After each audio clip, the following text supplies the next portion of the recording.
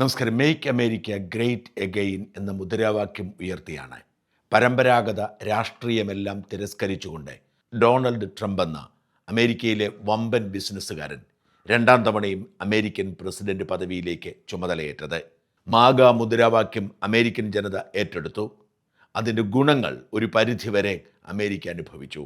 Political കറക്റ്റ്നെസ്സിൻ്റെ പേരിൽ, വോക്കിസത്തിൻ്റെ പേരിൽ ലോകത്തിൻ്റെ നാനാഭാഗത്തു നിന്നും ഒരു കണക്കുമില്ലാതെ നുഴഞ്ഞു കയറിക്കൊണ്ടിരുന്ന അനധികൃത കുടിയേറ്റക്കാരെയൊക്കെ നാടുകടത്തി. അമേരിക്കയിലേക്ക് ആരെങ്കിലും വരുന്നുണ്ടെങ്കിൽ അവർ കൃത്യമായി അപേക്ഷ കൊടുത്ത് യോഗ്യതയുള്ളവരാവണം എന്ന നിബന്ധന വെച്ചു. അങ്ങനെ വോട്ട് ചെയ്ത ജനങ്ങൾക്കിടയിൽ വലിയ ജനപ്രീതി ഉണ്ടാക്കിയ ട്രംപ് അറിയാതെ പോയി ഒരു കുഴിയിൽ ചാടി. മാഗ എന്ന ആശയം നെഞ്ചിലേറ്റുന്നവർ ആഗ്രഹിക്കാത്ത ഒന്നാണ് യുദ്ധം. യുദ്ധം പാഴ്ചെലവാണ്. അമേരിക്കക്കാരുടെ ജീവനും വിഭവങ്ങളും വെറുതെയാകുന്ന ഒന്നാണ്. അതുകൊണ്ട് അമേരിക്കയുടെ സുരക്ഷയ്ക്കല്ലാതെ യുദ്ധത്തിനിറങ്ങരുത് എന്നാണ് മാഗ സങ്കല്പം. അതിൽ ഉറച്ചു വിശ്വസിക്കുമ്പോഴും ട്രംപ് അമേരിക്കൻ മേധാവിത്വം ഉയർത്തിക്കാട്ടാൻ വേണ്ടി മറ്റുള്ളവരെ ഭയപ്പെടുത്തുമായിരുന്നു. ഇടയ്ക്കിടെ അമേരിക്കക്കാർക്ക് ആവേശം നൽകാൻ ചില പൊടിക്കൈകൾ നടത്തും. അതിലൊന്നായിരുന്നു വെനസ്വേലയിൽ ചെന്ന് അവിടുത്തെ പ്രസിഡന്റിനെയും ഭാര്യയെയും തട്ടിക്കൊണ്ടുവന്ന് അമേരിക്കൻ ജയിലിൽ അടച്ചത്. എന്നിട്ട് വെനസ്വേലയുടെ എണ്ണയുടെ മേൽ അമേരിക്ക അധീശത്വം പുലർത്തി. ഒരാൾക്കും ഒരു പരാതിയുമില്ല, ഒരിടത്തും ഒരു വിമർശനവുമില്ല. പ്രസിഡന്റും ഭാര്യയും എങ്ങനെ ജീവിക്കുന്നു എന്ന് പോലും ആരും ചർച്ച ചെയ്യുന്നില്ല. ഇതിലേക്ക് തുടർച്ചയായാണ് ഇറാനെ ഭീഷണിപ്പെടുത്താൻ ട്രംപ് രംഗത്തിറങ്ങിയത്. ഇറാൻ പക്ഷെ വെനസ്വേലയായിരുന്നില്ല. ട്രംപിൻ്റെ ഓരോ വാക്കിനും അവർ 2 വാക്ക് വീതം മറുപടി പറഞ്ഞു. ട്രംപിൻ്റെ ആത്മാഭിമാനം മുറിപ്പെട്ടു. എങ്കിൽ ഇപ്പോൾ നിന്നെ കാണിച്ചു തരാം എന്ന് പറഞ്ഞ് ചാടിയിറങ്ങിയതാണ് യുദ്ധത്തിന്. ഇപ്പോൾ തലയൂരാൻ കഴിയാതെ വെള്ളം കുടിക്കുകയാണ് ട്രംപ്. ട്രംപ് എന്ന വ്യക്തിയുടെ പരാജയമായി അല്ല ഇത് വ്യാഖ്യാനിക്കപ്പെടുന്നത്. നേരെ മറിച്ച് അമേരിക്കയുടെ മേധാവിത്വത്തിന് നേരെയുള്ള വെല്ലുവിളിയായാണ് ഇത് വ്യാഖ്യാനിക്കപ്പെടുന്നത്. ട്രംപിൻ്റെ ആരാധകർ പോലും പതിയെ പതിയെ കൈവിടുന്നു.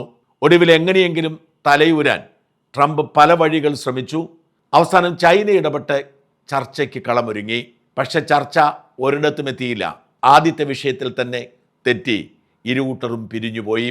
ട്രംപ് ഇപ്പോഴും നടുക്കടലിൽ തന്നെയാണ്. യുദ്ധം വിജയിച്ചു എന്ന് ട്രംപ് അവകാശപ്പെടുമ്പോഴും ഇറാൻ അയൽ രാജ്യങ്ങൾക്ക് മേൽ ആക്രമണം നടത്തുന്നു.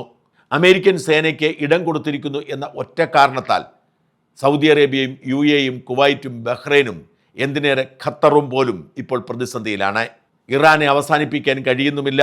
ഈ രാജ്യങ്ങൾ ആക്രമിക്കപ്പെട്ടുകൊണ്ടിരിക്കുന്നു. എന്തിനേറെ ബാലിസ്റ്റിക് മിസൈലുകൾ അയച്ച് ഇസ്രായേലിൻ്റെ മേധാവിത്വത്തെ ചോദ്യം ചെയ്തുകൊണ്ടിരിക്കുന്നു. ഈ പശ്ചാത്തലത്തിൽ എല്ലാ വഴികളും അടഞ്ഞ ട്രംപ് ഇടയ്ക്കിടെ ഇറാനെ ഭീഷണിപ്പെടുത്തുന്നുണ്ട് എന്നതൊഴിച്ചാൽ പ്രത്യേകിച്ചൊന്നും സംഭവിക്കുന്നില്ല. എന്ത് ചെയ്യണം എന്നറിയാത്ത ട്രംപ് കഴിഞ്ഞ ദിവസം ഒരു പ്രഖ്യാപനം നടത്തുന്നു.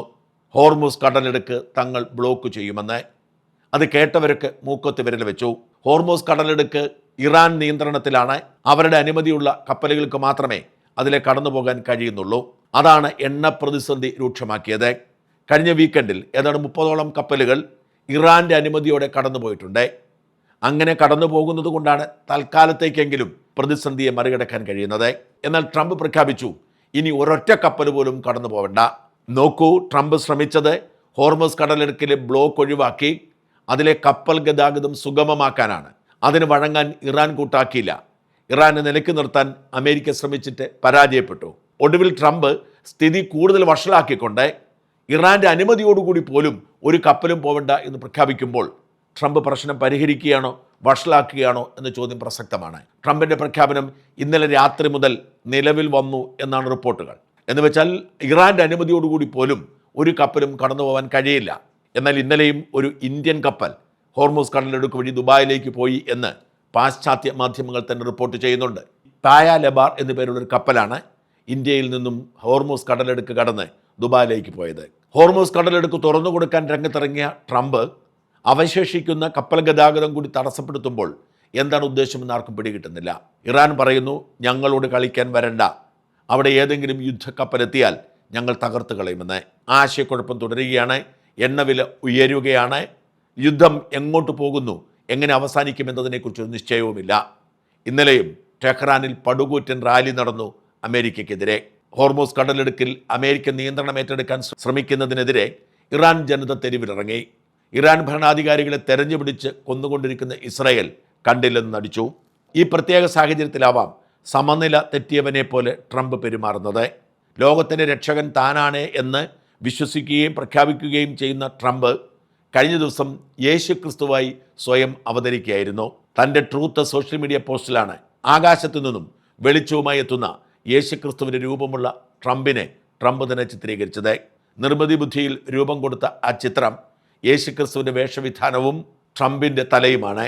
കൈകളിലും നെറ്റിയിലുമൊക്കെ വിശ്വാസത്തിൻ്റെ വെളിച്ചം കാണിച്ചിട്ടുണ്ട്.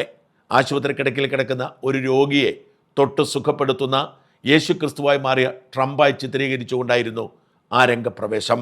ഇത് വലിയ എതിർപ്പാണ് വിശ്വാസികൾക്കിടയിൽ ഉണ്ടാക്കിയത്.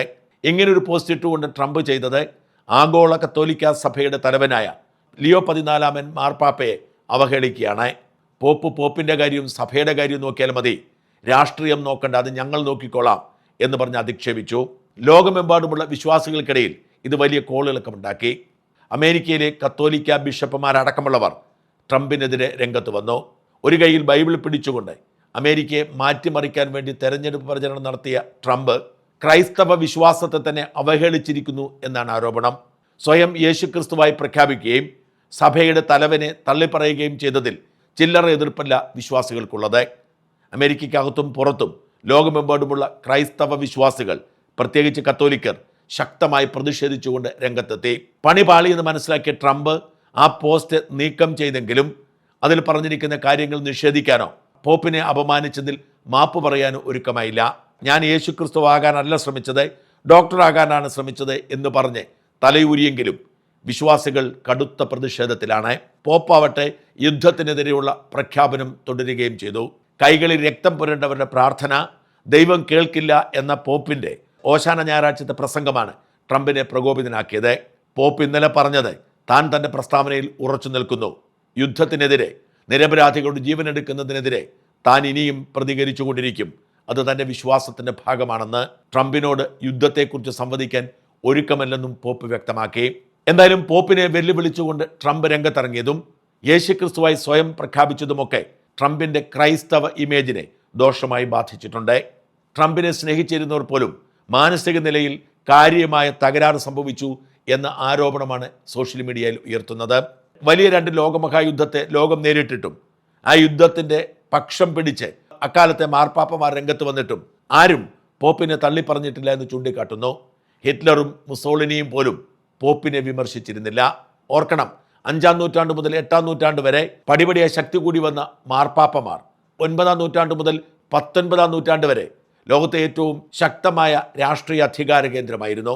1970-ലെ ഇറ്റാലിയൻ യൂണിഫിക്കേഷനും 1929-ലെ വത്തിക്കാൻ രൂപീകരണവും പോപ്പിൻ്റെ രാഷ്ട്രീയ അധികാരത്തിന് കുറവ് വരുത്തിയെങ്കിലും സോഫ്റ്റ് പവർ എന്ന നിലയിൽ ലോകത്തെ ഏറ്റവും ശക്തിയുള്ള അഭിപ്രായമായി പോപ്പുമാരുടെ നിലപാട് നിലനിൽക്കുകയാണ്.